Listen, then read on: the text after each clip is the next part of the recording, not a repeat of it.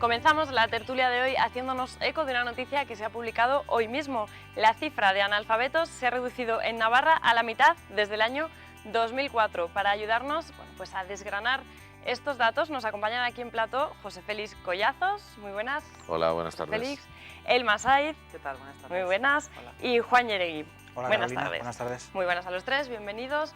Bueno, quería dar otro dato, además de este de que la cifra de analfabetos se ha reducido en Navarra a la mitad desde el año 2004, podemos decir que de estos analfabetos, 2.200 mujeres serían mujeres y 1.000 hombres. Todo esto son datos del Instituto Nacional de Estadística. En total habría en Navarra unos 3.200 analfabetos, de los cuales, como digo, 1.000 serían hombres y 2.200 mujeres. Mi pregunta es la pregunta que yo os quiero lanzar. ¿Este dato es positivo en el siglo XXI, como estamos, que siga existiendo 3.200 analfabetos en Navarra? ¿Negativo? ¿Cómo lo podemos analizar? No sé quién quiere empezar de los tres a hablar.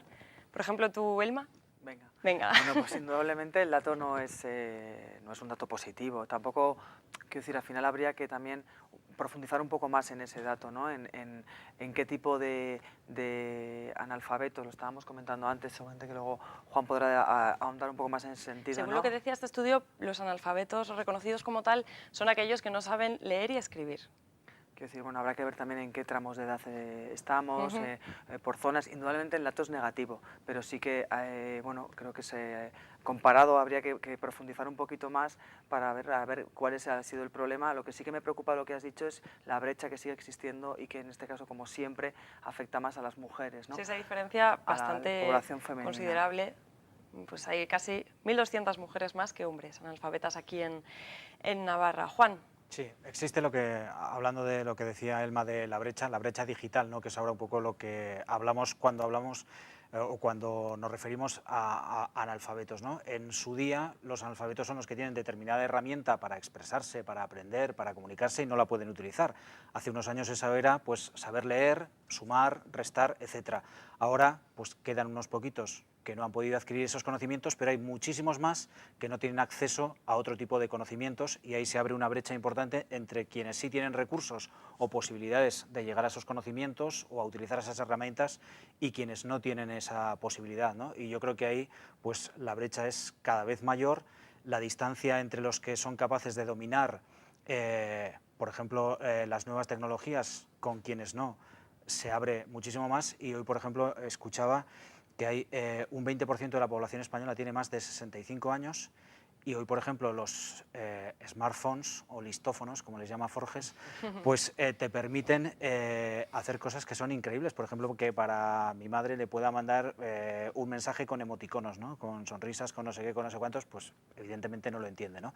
Entonces, yo creo que la cifra que has dado, pues bueno, demuestra que quedan muy poquitas personas que no saben leer, sumar, escribir, pero en el trasfondo hay muchas personas que no tienen capacidad de acceso a la información y a la comunicación de hoy y eso es lo preocupante, ¿no? A mi juicio.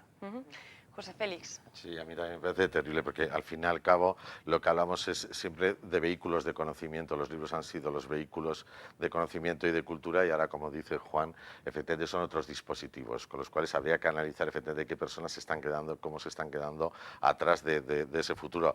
La noticia, lo único positivo que tiene es que ese tipo de analfabetismo se reduce, pero evidentemente es una mala noticia porque hablar de 3.000 personas en Navarra parecen pocas, pero hablamos de 700.000 personas en todo el Estado. Esto no, yo creo que pues casi ya no malo en el siglo XXI, sino malísimo para haber terminado el siglo anterior. Sí, efectivamente, en el Estado, para dar la cifra, habría unos 742.100 analfabetos, de los cuales Navarra aportaría el 0,4%. De leer, escribir, efectivamente, y sumar, como decís, no de lo que ha apuntado Juan. Y muy interesante lo que ha dicho Elma. De estos datos, lo importante son filtrados, es decir, si por edades, por ejemplo, ¿no? Decir, bueno, es una generación, vale, que se va, la generación viene o no viene preparada, el dato importantísimo de las mujeres que siempre duplican, o sea, efectivamente esa terrible injusticia que ha sido también por las dificultades de acceso al trabajo, incluso al conocimiento, es decir, una mujer probablemente en determinadas áreas se queda y no importa que que fuera o no fuera analfabeta, datos, por supuesto, también de posición económica, o incluso cruzarlos con los conocimientos de los padres, de que efectivamente, ¿no? de dónde vienen, cuáles han sido sus trabajos, cuál ha sido el pasado, qué tipo de familias se están dando, e incluso datos de si son ciudadanos que han venido a buscarse la vida a nuestro país, poder ver también los orígenes. Creo que eso sería lo interesante de este jarro de agua fría, que es decir, que tenemos 700.000 personas que no saben leer, escribir ni sumar. Y es importante también porque yo creo que también hay datos que demuestran que el fracaso escolar en los chavales, ¿no? Y en los niños y en las niñas se da más, o es fundamental, bueno, es algo absolutamente de sentido común, ¿no? Que es en los hogares donde quizás tiene relación, ¿no? Depende de la preparación o de la capacidad a veces de los padres o el nivel de estudios, bueno, pues parece que incide también en el fracaso escolar, porque está claro, ¿no? Para poder ayudar a hacer unas tareas. Entonces quiero decir que es importante, ¿no? Porque esos hogares, esos 700.000 hogares españoles que tengan, depende de qué edad sea, pero si estamos hablando de una franja de edad, que son personas que tienen hijos en edad escolar, pues ver cómo ese analfabetismo puede también afectar a sus hijos, ¿no? O sea, que bueno, que también ahí desde donde tiene que estar la tienen que ayudar a sus familias y no tienen tiempo tampoco para eso. Por eso, las situaciones familiares. Es importante garantizar, ¿no? El acceso a todos a lo mismo, ¿no? Los mismos, lo que decía un poco Juan, cuáles son los obstáculos para llegar a todas las herramientas e instrumentos que hay para formarse, pues para que no se nos olviden también los que vienen detrás, ¿no? Si son generaciones, que entiendo que yo creo que esos datos se referirán a personas probablemente de una determinada edad, ¿no? Una vuelta más de tuerca a lo que estáis comentando, nosotros que somos más o menos los tres de la generación del baby boom, con un poco de margen. Un poco más de margen, perdona, sí, un poco de margen. Bien, tuvo con bastante más margen Gracias. que José Félix y yo. ¿Eres más joven que nosotros? Sí, soy bastante más joven que vosotros.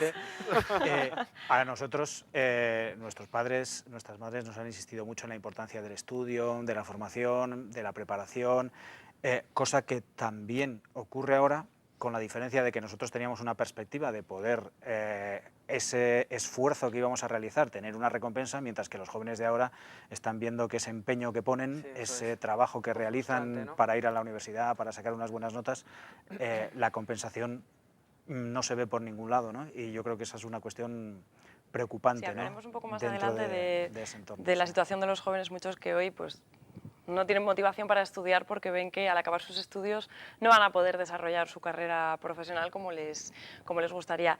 Quería apuntar otro dato. La Comunidad Foral es la tercera con menor índice de analfabetismo por detrás de Cantabria y La Rioja de toda España.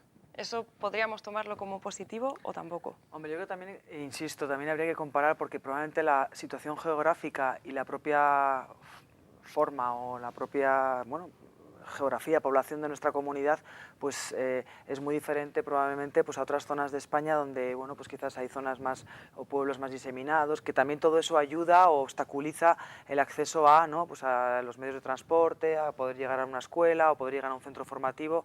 O sea que esto es un dato, indudablemente, pues es mejor ser los terceros por la cola en esto que los terceros o que los primeros, pero son datos que así a mí se me antojan un poco insuficientes porque, bueno, pues esta comunidad está donde está, ubicada y no, eso yo tampoco también quería apuntar que hay muchos fenómenos, además, porque esos datos que lo hemos comentado antes de entrar son en términos absolutos, es decir, que lógicamente quienes menos analfabetos aportan al cómputo de todo el Estado son las comunidades que tienen menos población, ¿no? Esto aparte porque no es relativa.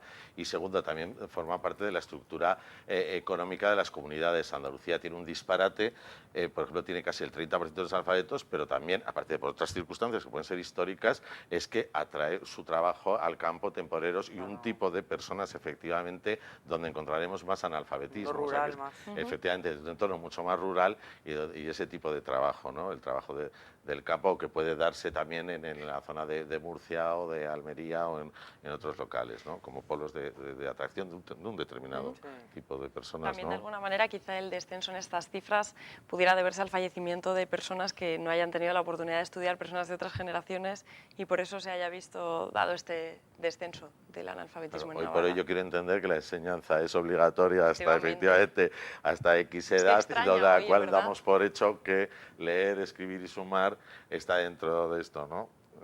Sí, bueno, como decía Bertrand Russell, los inteligentes están llenos de dudas y los inútiles o estúpidos llenos de certezas, y en este caso tenemos muchas dudas, nos alineamos con los primeros, ¿no? O intentamos alinearnos, y la verdad es que hay datos que son muy difíciles de interpretar sin un añadido y sin una contextualización, como decía Elma al principio, que te permita realmente extraer una conclusión positiva, ¿no? Porque al final, pues sí, los datos dices, efectivamente, a estas alturas en las que estamos es muy difícil que en un país como el nuestro, una comunidad como en la que residimos, haya personas que no sepan leer y escribir y que no sepan sumar, pero desde luego hay otras personas que están en una situación inquietante y eso es lo que nos debería preocupar, ¿no?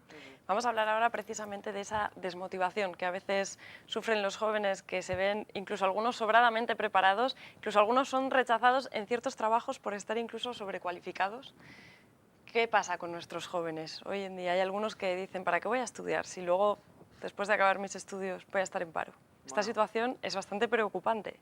Yo creo que efectivamente es una pregunta que uno se puede hacer, pero afortunadamente creo que la mayoría de ellos y de ellas responden negativamente porque ellos son generaciones súper formadas, que a pesar de que bueno, pues estudiar es duro y ha sido duro siempre, o sea, el hincar codos y sin ver un mañana más que ver que el examen y otro, pues no es una cosa que a priori pues agrade, pero yo creo que a pesar de que haya momentos de crisis en la adolescencia, y yo creo que tenemos generaciones, o por lo menos el entorno o las por mis experiencias profesionales y personales, gente súper preparada. Lo que pasa es que en España es cierto que las cifras en cuanto a fracaso escolar en comparación con el resto de Europa no son nada Sí, yo lo que pasa es que positivas. pensaba que estábamos hablando más bien de jóvenes ya, pues de personas sí.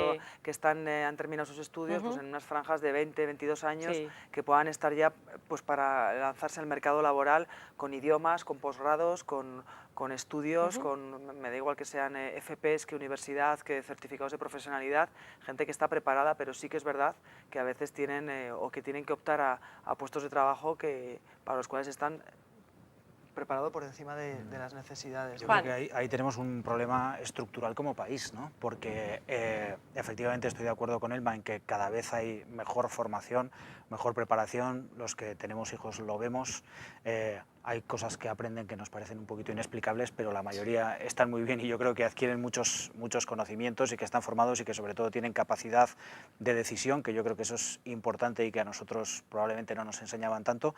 Pero me parece que cuando acaban su carrera, su formación, no encuentran una salida laboral y ese es un problema estructural de este país, que tiene unas tasas de paro muy por encima de la media, y en cuanto al paro juvenil, entre las personas que están entre los 16 y los 29 años, que ya están en edad de trabajar, es abrumadoramente superior a Francia, al Reino Unido, a Alemania, estamos por encima incluso de Italia. Y yo creo que ese es uno de los asuntos en los que los partidos políticos, las formaciones mayoritarias, deberían ponerse de acuerdo para encontrar algún tipo de solución. La Unión Europea aprobó un plan de empleo juvenil el año pasado, creo que fue, y no sabemos qué ha pasado ni qué frutos ha dado.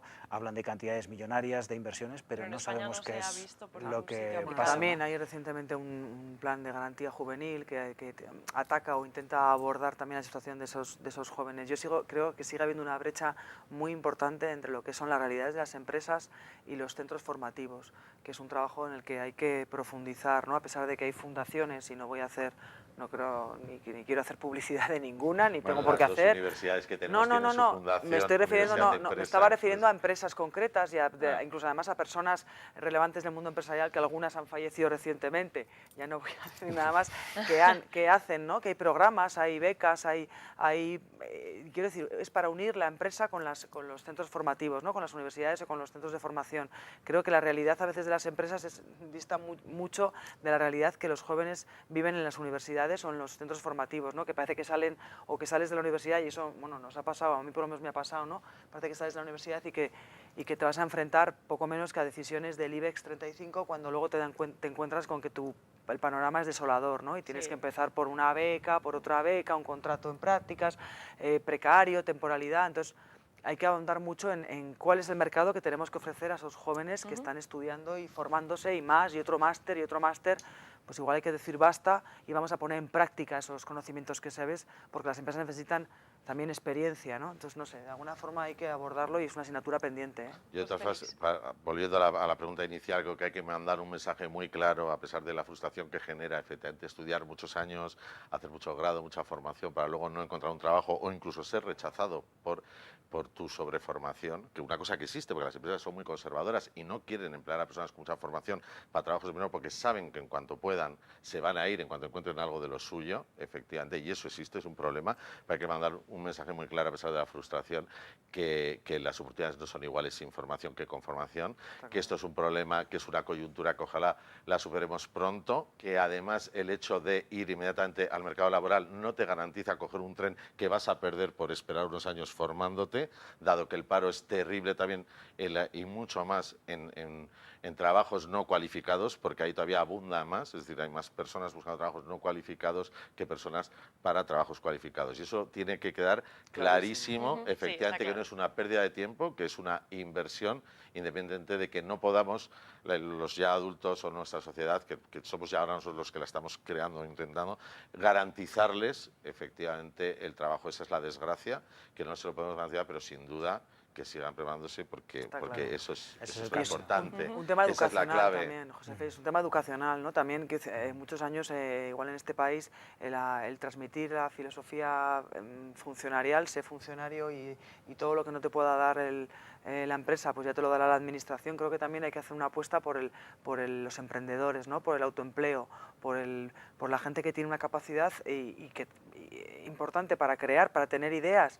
Mira, hoy mismo esta tarde se va a presentar un proyecto súper innovador de un secador de cuerpo que ahorra, que bueno, que al final son todo, bueno, pues hay muchísimas ideas, mucha gente con muchas capacidades que siguen teniendo muchas trabas administrativas, está el grifo cerrado de la financiación. Bueno, pues también eso es un aspecto muy importante, ¿no? Que con 25 años y sobradamente formado y con 2 idiomas montes tu propio negocio y generes riqueza y generes empleo, ¿no? Y eso también, pues yo creo que va en nuestra propia manera de ser como país. Siempre hemos recibido casi desde que nacemos el miedo, ¿no? Miedo a todo, miedo a saltar desde una cuna, bueno, pues miedo a montar una empresa. Creo que el otro día decía Stephen Hawking, que estaba en Tenerife, que España tenía que apostar mucho más por la ciencia, por la divulgación, por el conocimiento, y esta mañana estaba en el planetario viendo las películas del Full Dome que se está proyectando estos días, e iban chavales de colegios que estaban aprendiendo cosas insospechadas cuando nosotros teníamos su edad, sobre las bacterias, sobre las estrellas, sobre el universo, y estaban todos emocionados como en un concierto de un adolescente de su edad, ¿no? Y yo creo que cuando las cosas se explican bien y cuando el mensaje es claro, pues desde luego la formación, como dicen José Félix y Elma, es fundamental para el desarrollo individual y colectivo de una sociedad. Hablamos de formación, pero se dan casos en los que jóvenes que bueno, pues ya han acabado su carrera quieren seguir formándose y no tienen fondos para hacerlo. Esto sería otro problema. Una terrible desgracia. Hablábamos, bueno, Elma lo podrá contar, hablábamos de que quizá hoy en día sí que hay ayudas o tal, pero yo la sensación que tengo efectivamente es que cada vez hay menos dinero, es decir, que las administraciones tampoco pueden permitirse eso. Yo no sé qué ayudas hay a posgrado. Sí que hay muchas ayudas de formación, nos lo contará. Yo creo que un chaval cuando ha terminado ya la licenciatura, la carrera, hay poca enseñanza ya, o sea, habrá becas efectivamente para másters, para posgrados, pero creo que ya entonces la oferta se reduce muchísimo y que no todo el mundo tiene acceso a ella. Quizás hay más variedad en formación para trabajadores o formación para desempleados, que ese tipo de, pero sí que indudablemente lo que son becas para cursar posgrados, ya no solamente en España, sino hacerte un posgrado en el extranjero, desde luego que las ayudas, bueno, son normalmente son empresas privadas las que ofrecen esos programas y bueno, yo te puedo las primeras que han reducido, además, no solamente la administración, las primeras que han reducido drásticamente este tipo de ayudas. Porque no solamente es el estudio, sino también el alojamiento, estar fuera. Está claro que ahí sí que es complicadísimo. Tampoco hace falta, ¿no? A veces también tenemos cerca de casa buena formación, pero está claro que hay determinados sectores, yo qué sé. Claro, lo que pasa es que llega un momento en que llegas a una edad en la que quieres compaginar tu trabajo con la formación, ¿no? Porque la formación no la puedes abandonar nunca, es lo que estábamos comentando, aunque lleves 70 años trabajando en lo mismo, siempre puedes aprender algo nuevo, ¿no? Y yo creo que aquí hay dos problemas. Uno, la gente que necesita seguir formando porque no tiene un horizonte claro, y la gente que encuentra un trabajo quiere seguir formándose por lo que decía José Félix, porque quiere seguir prosperando, mejorando, a lo mejor encontrar algo más en lo suyo. Y yo creo que el problema, y volvemos a lo de antes, es que en España tenemos 5 millones de parados y es una tasa pues muy exagerada en porcentaje comparada con otros países, ¿no? Y yo creo que pues tenemos unas buenas potencialidades en este país, como el turismo y algunos otros sectores, pero nos falta en otros sectores la I+D+I. Llevamos años diciéndoles a los gobiernos que no se puede reducir la inversión en estos capítulos porque eso supone pobreza para generaciones futuras, y yo creo que al final cuando tú estableces una línea política de actuación, eso conlleva unas consecuencias, ¿no? Y yo creo que cuando aquí llevamos desde el año 70 y tantos reformando la educación cada vez que cambia el gobierno, pues algo no funciona. Debería haber una estabilidad y yo Además, creo que... tanta reforma de la educación podría ser negativa al final. Porque el mensaje, yo creo que lo es, porque el mensaje que transmites primero, que es importante también con vistas a la sociedad, es que ahora tenemos una ley que vendrá el próximo gobierno y la cambiará. Y no, ya es que ni siquiera analizamos lo que pueda tener de bueno, lo que pueda tener de malo, si hay puntos de consenso, si podemos llegar a un acuerdo. Entonces, yo creo que ese es un aspecto fundamental en el que los gobernantes y los que están en la oposición deben ponerse de acuerdo, y yo creo que el país evolucionará mucho si somos capaces de tener una ley de educación que dure 30 años con las modificaciones que nos imponga el avance del mundo, pero con unos valores y unos criterios que asumamos todos. Pero si seguimos pensando en que la religión tiene que puntuar para la selectividad o para la media del bachiller, no sé qué, no sé cuánto, es que yo creo que estamos absolutamente desenfocados, ¿no? El problema quizá también venga de que bueno, pues cada partido que está en el poder intenta de alguna manera quizá bueno, pues adecuar la educación a su ideología política, religión. Al final, es decir, la física cuántica, no sé yo si tiene ideología, ¿no? Otra cosa es que evidentemente pues determinadas materias, educación para la ciudadanía, religión, bueno, pues que el debate, creo que es un debate que tiene que... Más lejos. O historia. Una materia clásica. Yo creo que la educación sí tiene ideología, pero no de esa tan chusca que es la que practican los partidos, los gobiernos, o sea, las cosas en las que se detienen, ¿no? Sino que sí que tiene que tener una ideología para preparar a la gente efectivamente de una forma en el respeto, en la diversidad, que ha habido donde ha sido terrible el problema, ¿no? Y la diversidad, hablo de si religión, ¿por qué una religión? Cuando estamos en un país donde efectivamente hay diferentes vocaciones religiosas, ¿no? Diferentes, pero también por qué no se pueden respetar distintas formas de familia, por qué unos colegios pueden objetar educación para la ciudadanía, donde se enseña el respeto hacia las mujeres, la convivencia hacia los homosexuales, al extranjero, al diferente, al minusválido. Entonces ese es el problema, pero claro que tiene ideología la educación, ojalá. De todas formas, fíjate, hoy mismo venía escuchando ahora en la radio que aquí en Navarra hay 21 libros de texto que van a tener que ser, decía el consejero, retirados porque incluían símbolos o situación geográfica, mapas. Que cuando hablamos de educación, lo triste es que la actualidad siempre tiene que ver con lo que estamos diciendo, no con quizás un debate más profundo de verdad qué modelo educativo queremos. Claro, porque al final, ¿no? Yo creo que lo importante es educar personas por encima de todo, ¿no? Y ahí sí que yo creo que hay muchos más puntos que podemos compartir independientemente del espectro sociopolítico en el que estemos situados cada uno. Yo creo que la inmensa mayoría de la gente de aquí y de cualquier otro tipo de cultura, por lo menos la que compartimos en cierta parte del mundo, podemos tener determinados valores que todos asumamos, ¿no? Cuando vemos la falta de respeto en el mundo árabe hacia la mujer, hacia tal, todo el mundo aquí es capaz de decir, oye, algo está pasando. Y sin embargo, con cosas, lo de ver la paja en el ojo ajeno y no ver la viga en el propio, yo creo que en la educación aquí pasa mucho, ¿no? Y lo que dice José Félix, yo también estoy de acuerdo en que la educación es absolutamente es muy ideológica o tiene un factor que puede ser muy ideológico, pero partiendo de que hay determinados principios, que no son muchos, que todo el mundo puede compartir con absoluta naturalidad. Juan, Ilma, José Félix, muchas gracias a los tres por habernos acompañado. Gracias. Y lo importante, dejar claro el mensaje, como habéis dicho, de que hay que prepararse, que la preparación es muy importante para quizá cuando pase toda esta coyuntura económica un tanto negativa que tenemos en este país, para que cada uno acabe en el lugar que le corresponde. digámoslo así, según su preparación. Y que se mejore Amaya también. Un abrazo desde aquí. Le mandamos un saludo a Un beso Amaya. para Amaya. Bueno, gracias a los tres por habernos acompañado y nosotros nos vamos a publicidad, pero volvemos en unos minutos. No se muevan, que les esperamos aquí en Me Importas Tú.